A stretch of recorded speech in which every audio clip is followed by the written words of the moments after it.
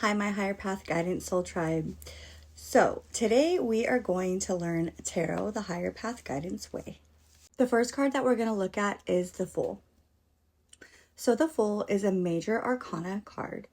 And what that means is Major Arcana is significant things in our life. Look at it like this.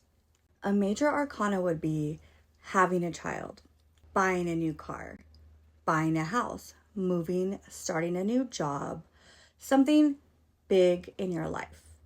A minor arcana is something a little bit more small, like needing a new tire on your car or having something happen within your home that you might need to fix, or little things that we think are minor arcana. So the Fool being the first card of the deck, it talks about going on a spiritual journey. And I promised you guys in my first video that I would tell you guys the traditional meanings of each card, and that's why we're using the traditional original tarot deck. But that's not what I want to focus on today. So I will end this reading telling you exactly what the card means. The way that I read tarot is intuitively. So what that means is when you look at this card, what is the first thing that pops out on the image? I want you to pause and see. Okay, once you have that, I want you to look at the second thing that pops out on the image. What do you feel when you look at this card? Do you feel excitement? Do you feel joy? Do you feel like this person's going on a new journey and they're going to be learning something new? Or do you have more of an anxious feeling, like this person is maybe homeless? Because look at the little bag of belongings on the back. Do you feel like the person is free? Do you feel like the person is running away? What do you feel when you see this card? That is the most important part about reading tarot, is first visualizing, looking at the image, seeing what stands out to us. And sometimes, like when I look at this card, I have never noticed that flower in the Fool's hand. So if I have never noticed that, and I've been reading tarot for a long time, and I pull this card and that's the first thing that I see, I know that that means something.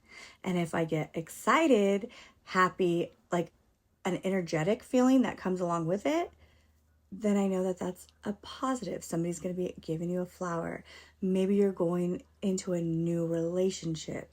Maybe you're going on the Fool's journey, which is sometimes learning new things, being adventurous, letting go of the paradigm that you have maybe been telling yourself. Now, on the other hand, if you look at the card, let me see, and you see the cliff, and the cliff is kind of all that you see at first. And then you're like, oh my gosh, he's right next to the cliff. Is he going to walk off? And you feel anxious, or you feel fearful, or you feel like your throat, like you can't speak. That can mean a completely different thing. It can mean you're going through something. You're about to leave a situation that has been filling you with fear. Or it can mean that you're about to make a very risky decision. Be careful before you take that next step. So what you feel and what you see is the most important part of reading tarot. It's okay to know what the cards mean, but memorizing something isn't the way you actually work with it.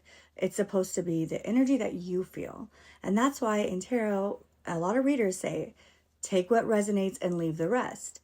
Because not everything that I feel or I see is going to be meant for everybody.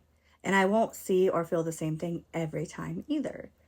So it's important to trust our own intuition. And once we start doing that, it'll get stronger. The Fool is naive and optimistic and courageous. The Fool is still going to face challenges, but he's kind of going about it like, I'm carefree. I have nothing to worry about. I have my dog and my bag with me and everything's going to be fine. but there's some chaos around him. Okay. The Fool encourages curiosity, an open mind, and basically just being open because you're going into the next life phase. It's kind of like a baby. When a baby learns how to walk, they have to be very curious because they're going to fall down a couple times and it might hurt. So they have to have curiosity to continue moving forward. That's the Fool card. What I remind you guys is the most important part about reading cards is to follow your intuition. And not only that, but look at the imagery. I cannot emphasize that enough, okay? The cards will tell you a story. But if you're focused on what every detail means about that card, if you're like, well, I feel like this is a good optimistic card, but you keep thinking about like, well, he's a naive person gonna walk over a cliff. The card gives you an outline. And if we're tapped in to, I like to call it the river of knowledge, I can jump in and jump out. I'm not walking around always knowing what's going on with everybody. Thank goodness for that. But follow your intuition. And if you think you don't have intuition, I promise you, we all have intuition. It is a muscle. It's just like going to the gym.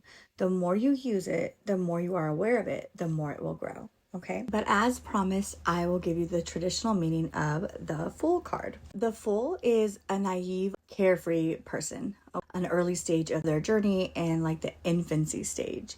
So the Fool still has challenges. That's indicated by the mountains in the card. He doesn't worry about them. He has mountains in the background, but he doesn't see them. He's carefree. He's about to walk off of a cliff. So it can encourage curiosity and an open mind. And there's always great potential and an opportunity when you see the Fool card. So the best thing to do though when you're reading cards is go with your gut. And guess what, guys? I had to read this because like I said, I learned tarot the traditional way and it didn't resonate with me. My intuition would just speak to me as I went. So I just started using my intuition and what popped out to me, and my readings got pretty clear. And it just gets stronger the more you work at it. It's like a muscle and we all have it. No one is more special than anybody else. It's just our belief systems, what we give our energy to, what we allow people to talk us out of, right? Because I think I've shared that I wanted to come on this YouTube app and share my readings since 2017. It is now 2026. I am 9 years older and I wasted all that time.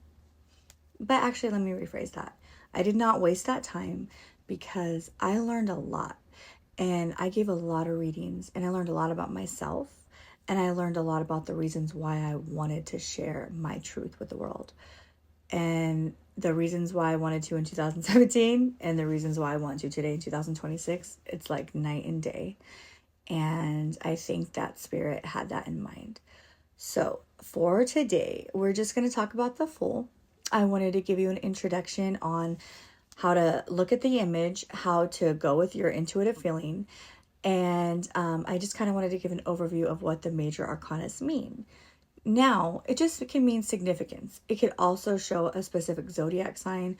A lot of times when people are saying like, oh, well, maybe some of you are dealing with a Leo. Well, they could have the Sun card or the Strength card. You know, the Devil card is actually my sign in Capricorn. And at first I was startled, like, oh my God. But it's not about just what we see. It's what we feel. And then we also have to remember to let our mind go. Be free and of sober mind before you sit down to read cards, because no matter how hard we try and no matter how connected we are with our intuition and our higher self, we see through our own rose-colored glasses. So if we have a negative mindset, then we're going to obviously filter through the negative mindset. If we have a positive mindset, we're going to filter through the positive mindset. So it's also important when you do readings for yourself to recognize that you're in it. Okay. So it's going to be kind of hard to read for yourself. At least it is for me. It might not be for you.